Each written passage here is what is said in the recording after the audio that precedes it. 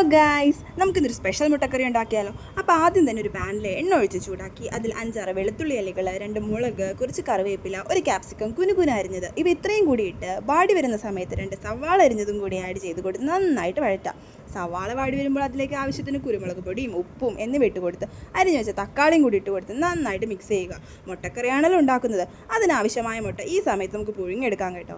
തക്കാളി വെന്തുടഞ്ഞ് വരുമ്പോഴേക്കും stove off ചെയ്ത് ഇത് തണുത്ത ശേഷം ഒരു മിക്സി ജാറിലിട്ട് കൊടുത്ത് നല്ല രീതിക്ക് അരച്ചെടുക്കാം കേട്ടോ.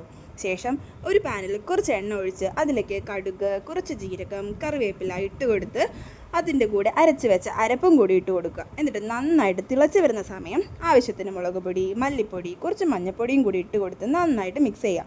മല്ലിയില മസ്റ്റാണ്, അത് തീർച്ചയായിട്ടും ആഡ് ചെയ്ത് കൊടുക്കണം. പുഴുങ്ങിയ മുട്ട ഇതുപോലെ 2 മുറിച്ച് വെച്ചിട്ടുണ്ട്, അതും കൂടി ഇട്ട് കൊടുക്കാം കേട്ടോ. പുട്ടിൻ്റെ കൂടെ നല്ല അടിപൊളി കറി കേട്ടോ. അപ്പോൾ തീർച്ചയായിട്ടും നിങ്ങൾ ട്രൈ ചെയ്യണേ. അപ്പോൾ അത്രേ ഉള്ളൂ ഗായ്സ്, ടാറ്റ.